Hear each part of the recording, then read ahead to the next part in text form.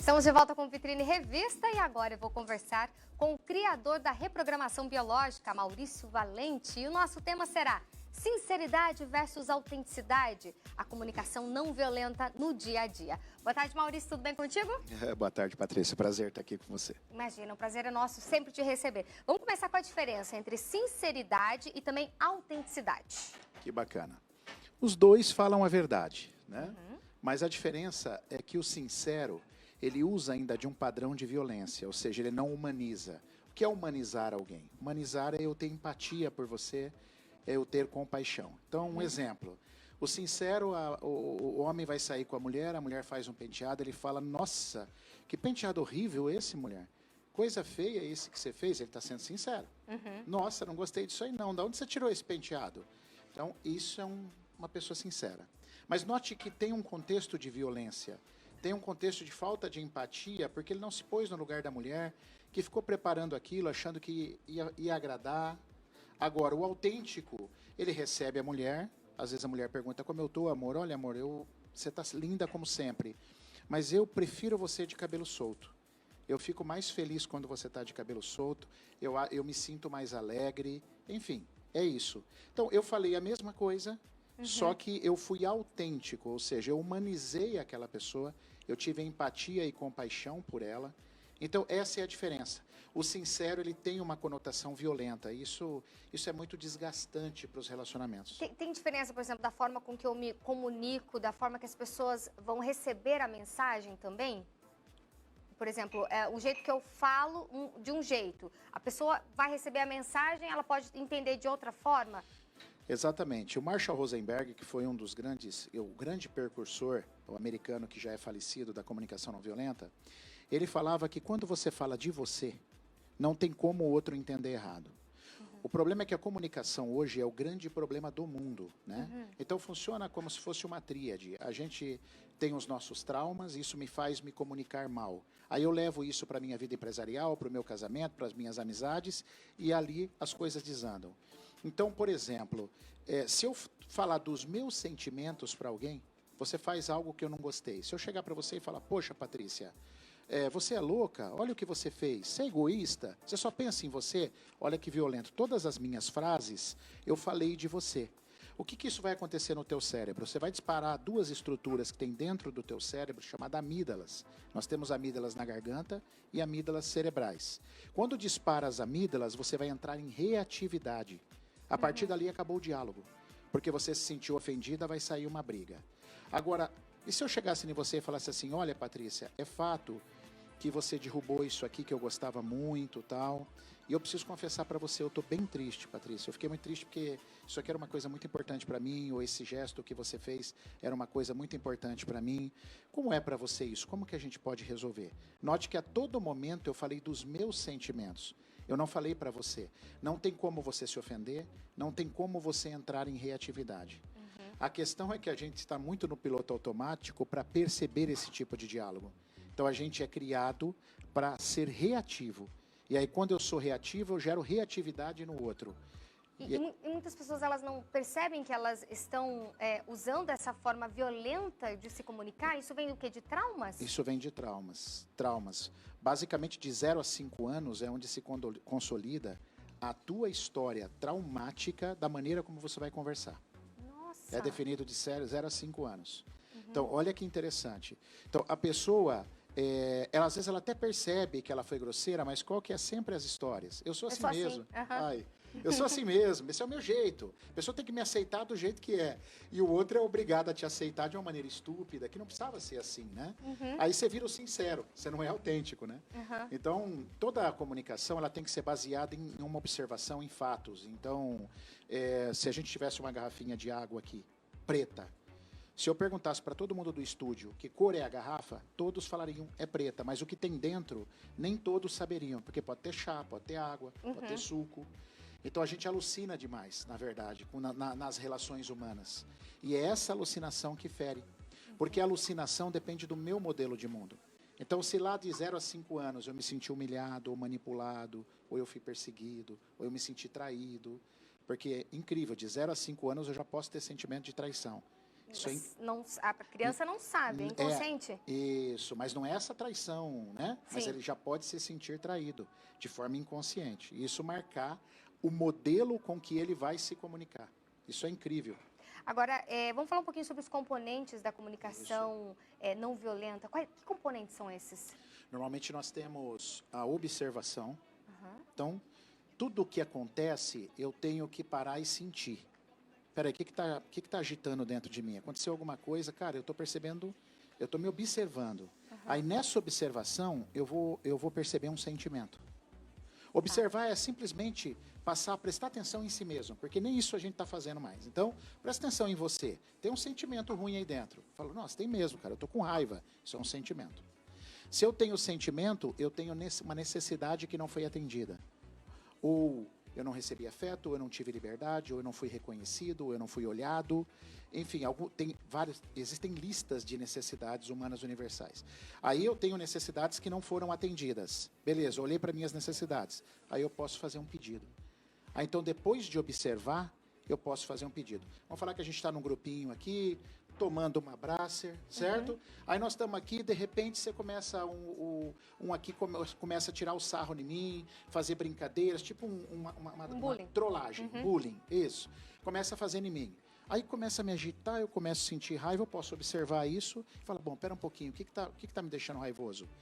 Eu tô com um sentimento. Ai, caramba, eu não tô tendo a necessidade de respeito. Eu acho que o fulano de tal tá extrapolando um pouquinho, eu não estou reagindo bem a isso. Eu posso fazer um pedido para ele. Falou, ô Murilo, eu não estou muito legal, cara, assim, eu estou sentindo uma raiva com essas brincadeiras suas. Como seria para você se a gente interrompesse isso? Ó, eu estou falando dos meus sentimentos. Eu estou ficando com muita raiva, eu estou ficando meio frustrado, meio triste. Como que seria para você parar? Então, ó, eu me observei, sentimentos, necessidades e o pedido. Uhum. Essas são as bases fortíssimas de uma boa comunicação, de uma comunicação chamada não violenta. Aí você caminha para a autenticidade. E tudo isso, lembrando, Patrícia, tem a clareza, né? É a expressão clara do que eu quero. Entendi. Agora, a nossa sociedade, ela não foi criada para isso, né? Até essa coisa da comunicação não violenta, parece para muitas pessoas é coisa nova, né? Nossa, não tinha ouvido falar ainda de comunicação não violenta. Já vem de algum tempo, mas para muitas pessoas ainda é novo, porque a nossa sociedade não foi criada assim, né? A nossa base não é essa. A nossa base é mais de ser ali, falar o que vem na cabeça, mas de uma forma ríspida, não respeitando o outro. A nossa cultura, eu acho que geral, no humano, é cultura de guerra, né, Patrícia? Uhum. É cultura de guerra. Por exemplo, meus descendentes vieram do Líbano. Você imagina como foi difícil para mim começar a modular e me comunicar de forma não violenta, expressando os meus sentimentos. Porque você quer atacar, você quer falar do outro. Essa é a nossa cultura. E hoje, eu não tenho dúvida de falar, eu trabalho com isso, eu trabalho com clínica. Inclusive, se você me permite, em novembro, tá? Falar para o pessoal aí que nós estamos preparando um conteúdo gratuito. A gente sempre faz eventos gratuitos. Fiquem de olho aí, começo de novembro, sobre comunicação não violenta. Então, a gente vai falar muito sobre isso, que eu acho que é a dor dos relacionamentos humanos, Patrícia. Dor de casais, de amigos, que desfaz uma amizade longa. Dor de empresa.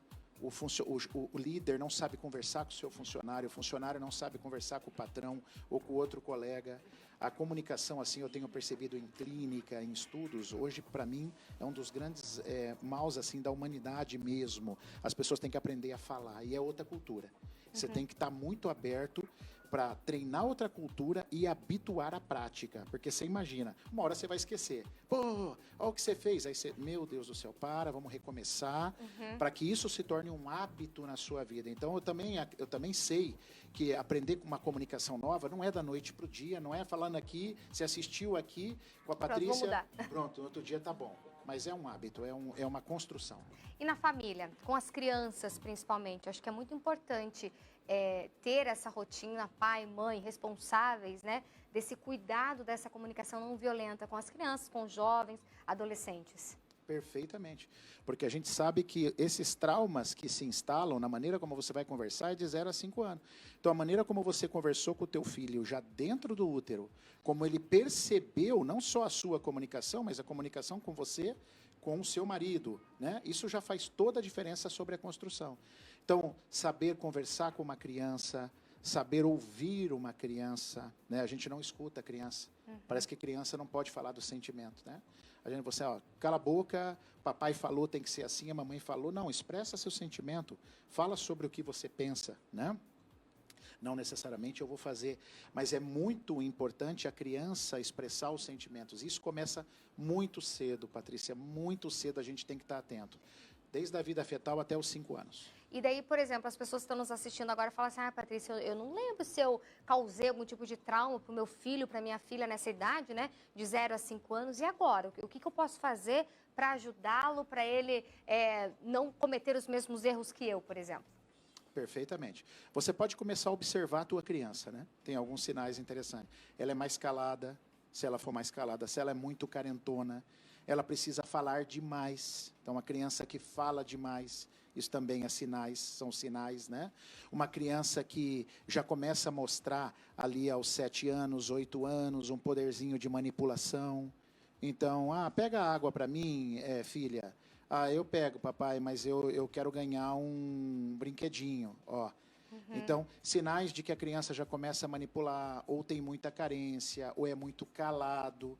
Uma criança que fala pouquíssimo, tem vergonha de tudo, é sinais que ela já tem esses traumas instalados de 0 a 5 anos e que isso vai comprometer a comunicação dela se a gente não entrar com preventivo antes. Então, por isso que a gente já tem que olhar antes. Agora, a notícia, Patrícia, assim, eu nunca vi nenhum caso em consultório, nunca vi nem meus próprios filhos que não tiveram nenhum trauma de 0 a 5. Então, alguma coisa vai ter muito difícil, uma criação de 0 a 5, desde a vida intrauterina tão perfeita, a ponto de não gerar nenhum trauma numa criança até 5 anos, muito raro.